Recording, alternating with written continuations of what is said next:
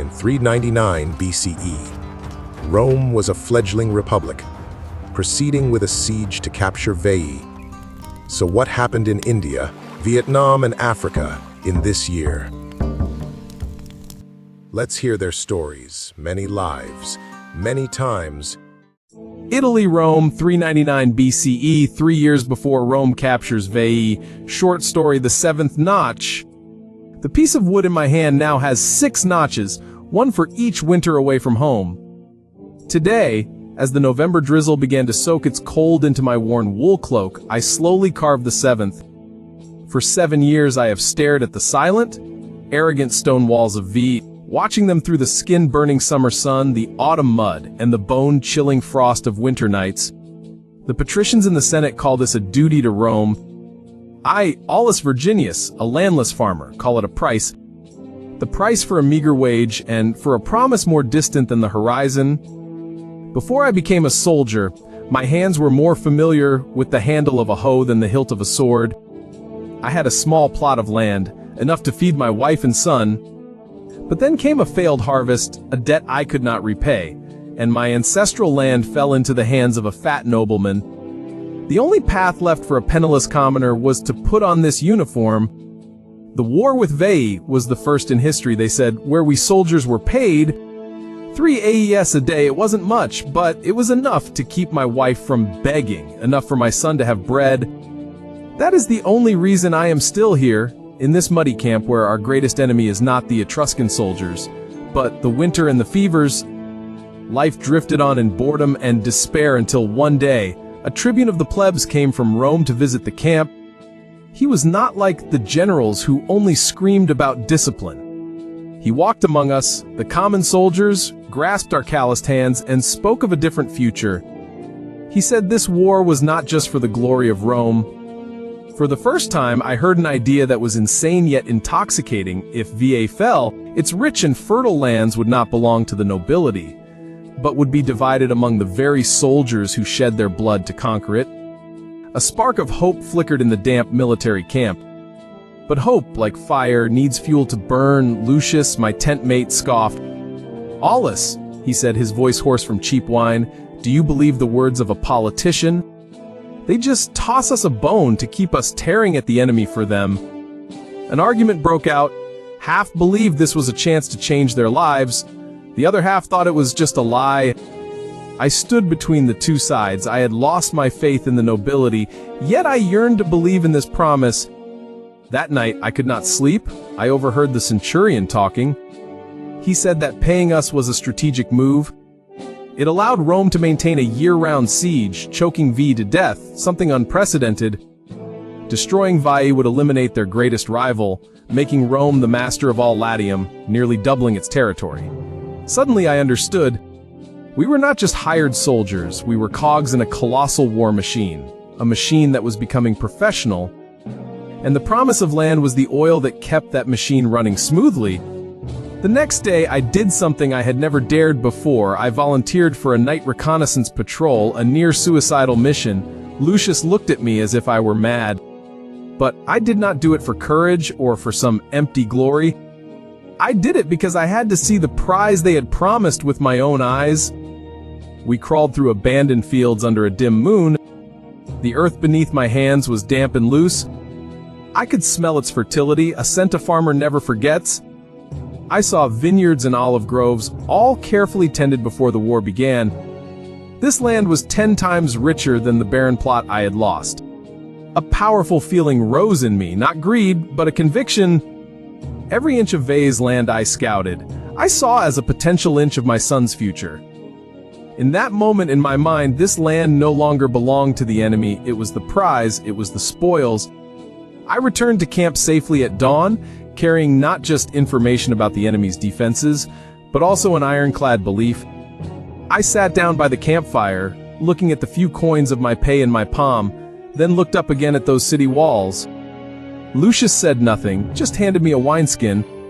I took a long drink. The wine was harsh, but it could not wash away the taste of hope sprouting inside me. I had my answer. I would stay, I would fight, not for the empty words of the senators, nor for the glory of Rome. I fight for the land behind those walls. They had turned us from dispossessed farmers into professional conquerors. They paid us to kill and to take land. We were fighting to solve an injustice at home by creating a greater injustice somewhere else. I stared into the flickering flames, and a question crept into my mind, a question colder than the night dew. When this war is over, when Veii is nothing but ashes and I return to my new land, will I have become the very nobleman I once hated?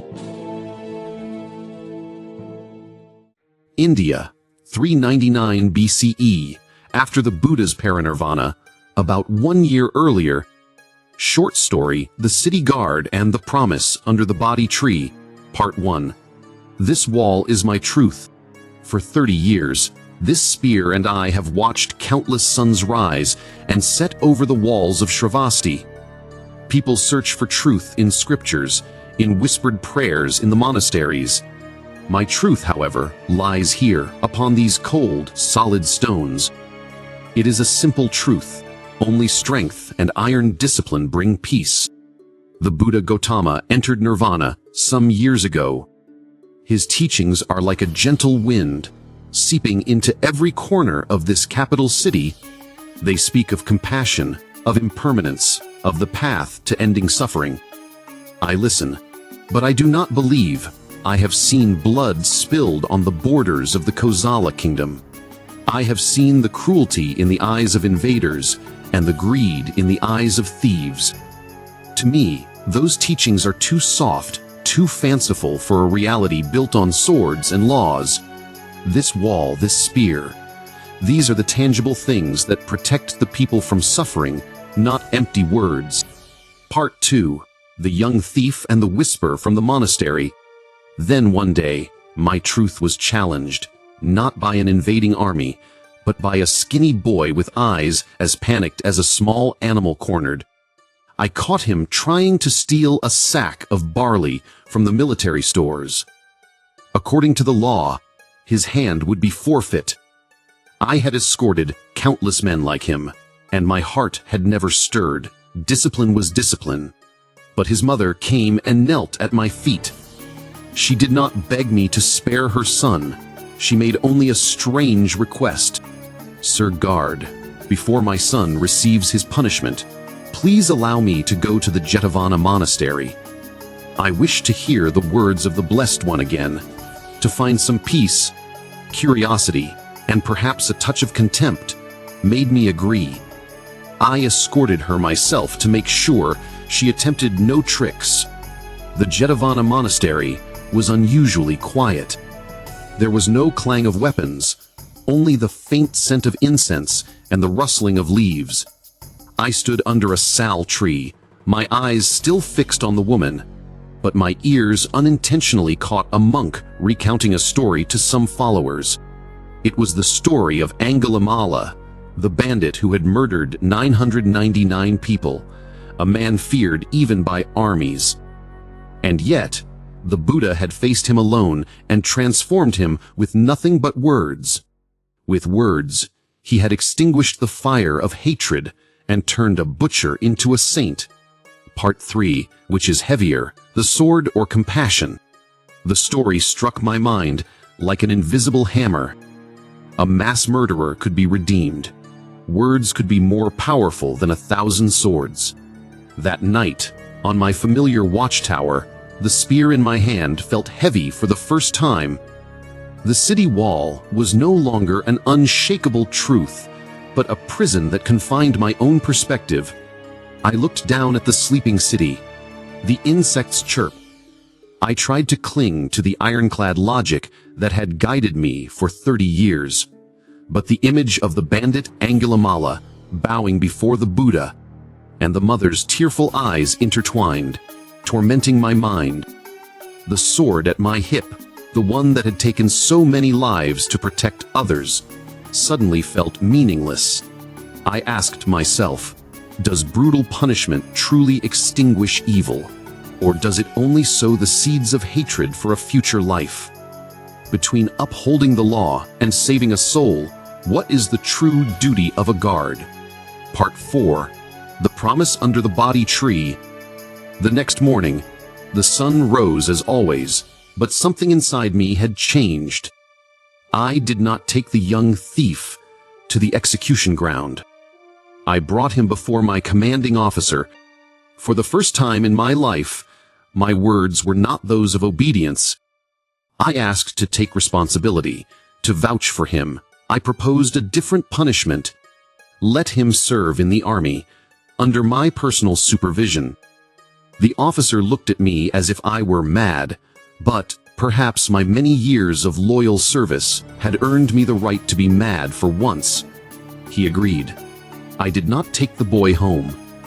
I led him to an ancient Bodhi tree in a corner of the city. Under its lush green canopy, I told him the story of Angulimala. I do not know if the Buddha's teachings are the absolute truth, I said, my voice hoarse. But I know this: punishing a wrongdoer is easy. Transforming a person is 1,000 times harder. For 30 years, this sword has defended the city wall, but it has never defended a single soul. Today, with you, I want to try a different path. They say that after the Buddha passed away, his teachings would endure forever. I once thought that was an empty saying, but now I understand. Perhaps those teachings are not found only in scriptures or chants. They are found in every choice we make, every time we stand on the line between punishment and forgiveness, between hatred and compassion, between destroying and nurturing. And you, if you held the power to decide another's fate, would you choose to be a stern judge or the one who offers a second chance? Southeast Asia, Vietnam, 399 BCE. The Dong San culture at its height. Short story, The Curse and the Drum. Have you ever heard the river whisper? I have. Night after night, when the fire in the forge has died to embers, I hear the river murmuring its stories, telling of the lives it has embraced and the human debts that must be paid. I am a bronze caster in this land of Dongsun, and my story begins with the fire that took my father, leaving me a legacy of bronze and a curse of water. That night, the flames in the foundry danced a wild dance.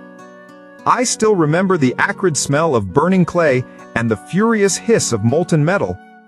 My father, the most gifted artisan in our village, fell beside the cauldron of boiling bronze.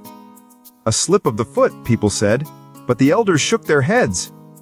They said the river god was angry because my father had dared to cast a drum with a sun motif that was too large, an arrogant challenge to the power of water.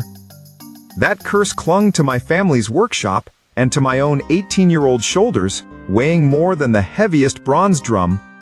I took over the workshop in silence, under a cloud of doubtful stares. My father's shadow was immense, and his legacy was a haunting one. The words of Old Man Tun, the village veteran craftsman, constantly echoed in my ears. The boy is still wet behind the ears. His hands only know small hammers. How can he tend to this sacred forge?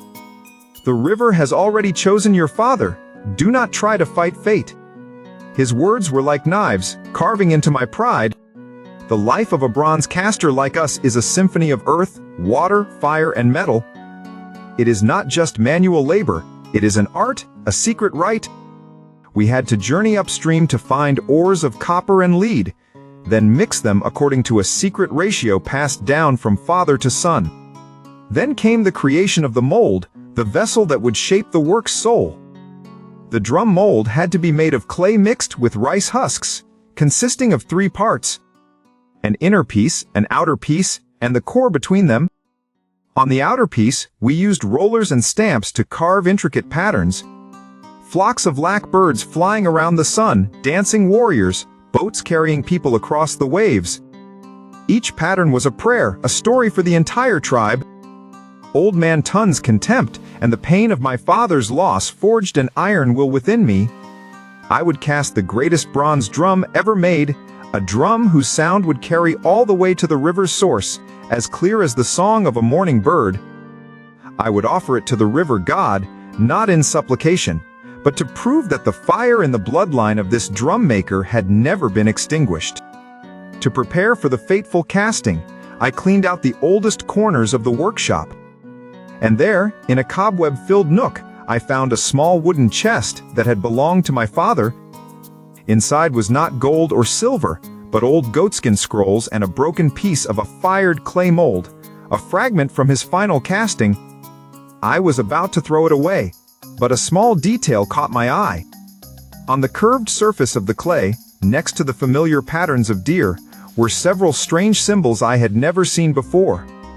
They were not writing, nor were they decorative. I compared them to my father's goatskin scrolls. For a whole week, I immersed myself in his drawings and scribbled notes. Then, one moonless night, the truth flashed like lightning. The strange symbols on the mold fragment matched a detailed diagram in one of the scrolls. They were not a spell, but a formula, a recipe for a new alloy with a proportion of lead and tin completely different from the traditional method.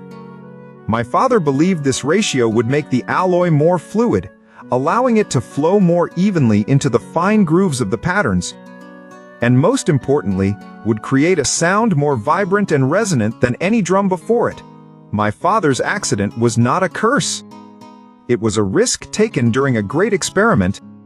He had been too close to the furnace to observe the flow of the metal, and a small splash of molten alloy had made him lose his balance. I went to Old Man Tun and placed the broken fragment on his table. He looked at it, then at me, his eyes unable to hide his confusion and guilt. He had been there, he had seen everything. But he had remained silent. His silence had turned a tragic accident into a cruel curse, spreading fear throughout the village and drowning me in despair.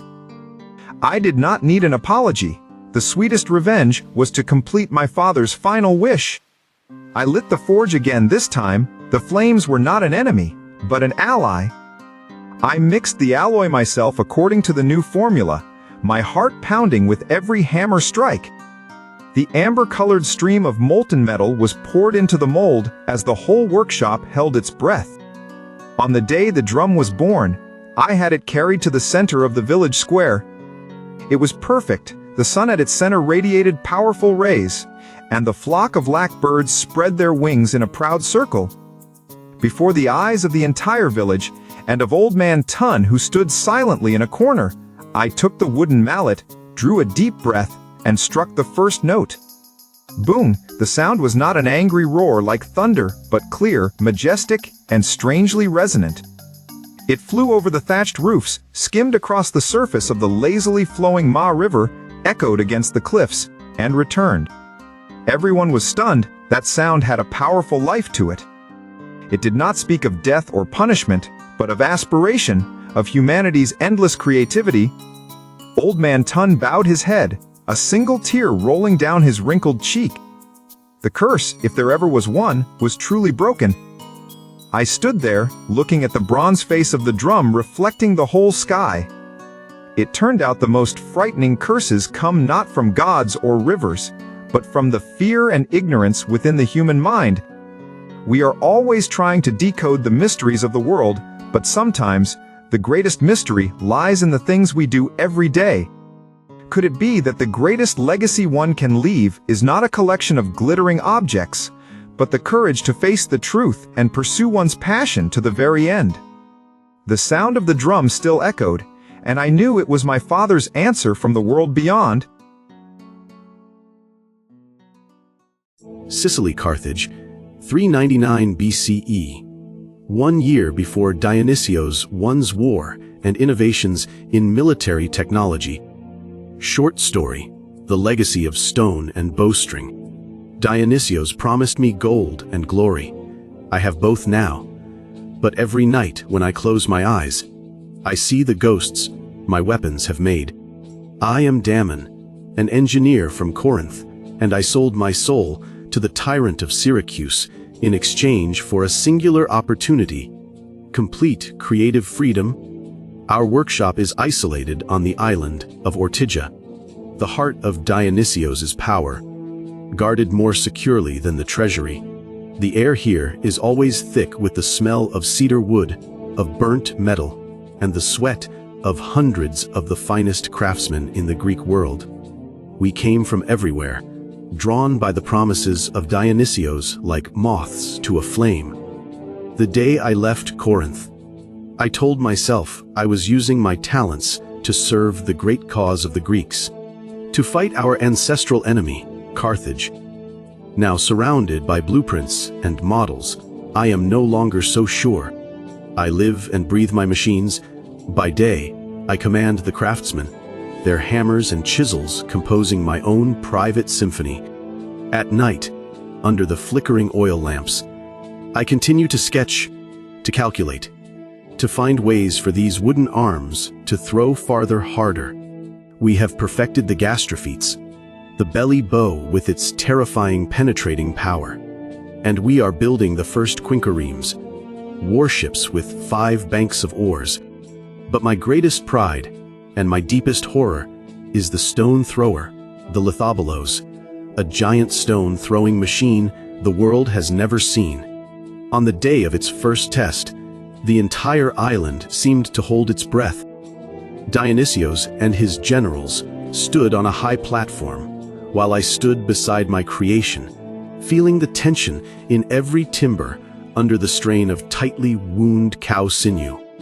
When I gave the signal, the soldiers turned the winches, their creaking like the groans of a monster about to be unleashed. Then a sharp, deadly thud, a stone the weight of a grown man shot through the air, drawing a perfect arc, before it slammed into a replica stone wall, hundreds of yards away. Dust and debris exploded when it settled. A gaping hole was torn in the wall. A roar of cheers erupted. The generals slapped each other on the back, while Dionysios looked at me with the blazing eyes of a conqueror who had found his sword. For a moment, my own chest swelled with pride. I had done it. I had turned the laws of physics into a god of war. But then, that pride began to crack. A few weeks later, I saw squads of young Syracuse soldiers, their faces still smooth as milk, being trained to operate the machine. Among them was Elpidos, my neighbor's son. The boy looked at me, his eyes bright with admiration, and shouted, "Master Damon, your machine is magnificent. With it, we will crush the Carthaginians." His smile was like a knife in my heart. I suddenly realized that my weapons were not just numbers, blueprints, and principles. They were tools lubricated with the blood of boys like Elpidos, and of other nameless boys on the other side of the sea. Destruction was no longer an abstract concept. It had the face of Elpidos. I also began to hear the complaints in the taverns about the ever-increasing war taxes, about families forced from their land. To make way for new fortifications, to feed the war machine I was helping to create, all of Syracuse was groaning under the cost. Yesterday, Dionysios came to inspect the workshop. He placed a hand on my shoulder, the cold of his armor seeping through my tunic. "Damon," he said, his voice full of satisfaction, "you are a treasure of Syracuse. History will remember your name next to mine." I felt only a chilling coldness. I did not reply, only stared silently out at the great sea, toward distant Carthage. I knew I had helped open a new, bloodier chapter in warfare, one where men could kill each other from a distance without ever seeing their enemy's face. We humans always long to create, to push beyond our limits. But is there a point where we should stop? When does our creativity become a curse upon humanity itself?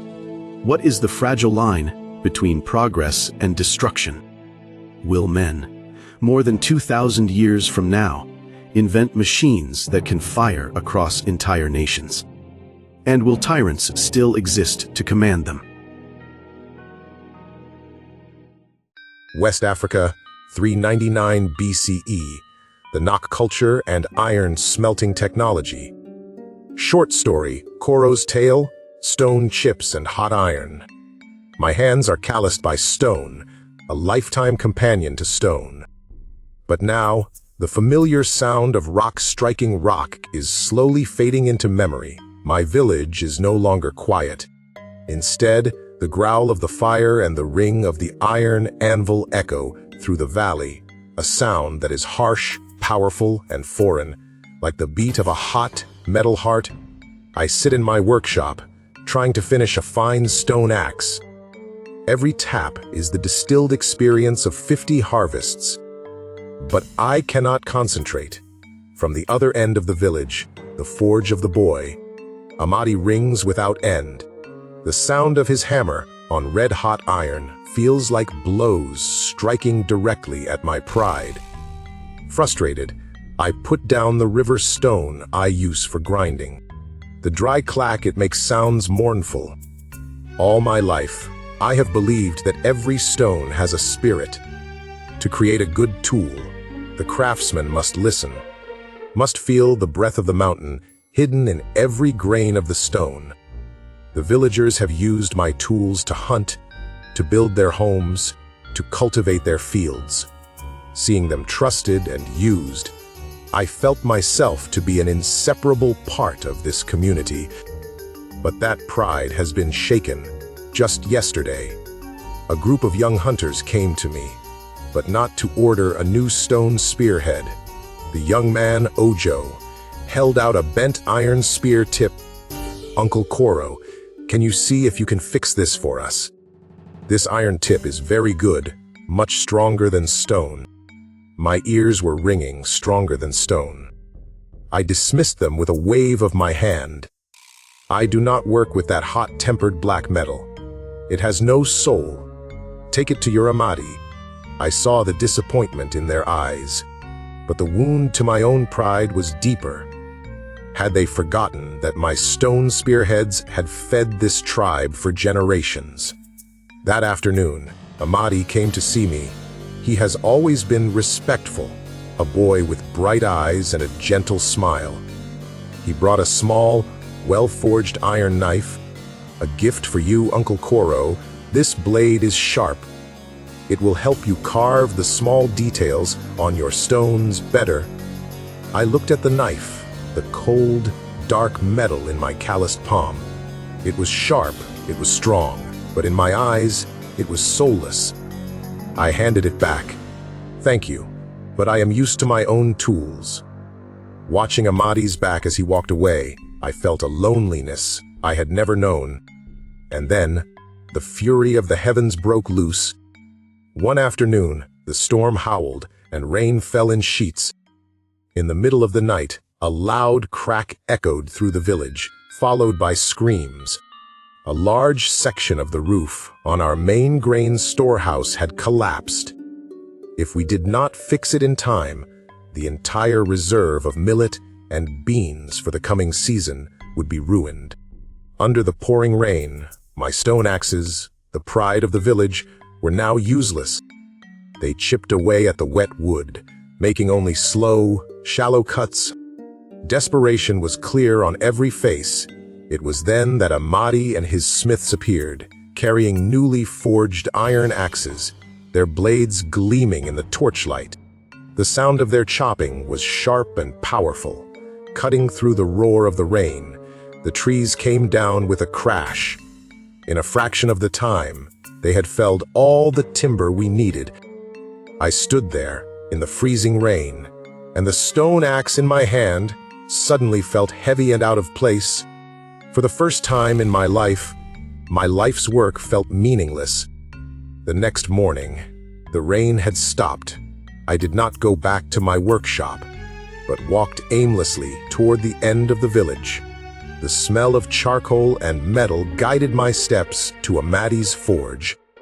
Seeing me, he stopped his hammering. I said nothing, walked to a pile of scrap, and picked up a leftover piece of iron. I sat down and pulled a small, sharp flint flake from my pouch, the detail tool I always carried. I began to tap. I did not try to forge it. I used my life skill, the art of carving stone, to shape the piece of metal. Tap by tap, I etched the image of an eagle with its wings spread. Strangely, the metal I had called soulless yielded obediently under my hands, holding every line faithfully and permanently. When the sun was high overhead, A small but vivid iron eagle lay in my palm. Only then did I realize a craftsman's skill is not in the stone or the iron. It is in the hands and the mind. The soul of a work comes not from the material, but from its maker. I looked up at Amati and held out the iron bird to him. "Thank you," I said, my voice hoarse. "Thank you for showing me that stone and iron, they can fly together. Perhaps change is not the end of the old ways, but a new beginning, a chance for the spirit of the past to be reborn in a new form. Are we sometimes so afraid of the new that we forget it is our hands and minds that create value, not the material itself? What do you think?"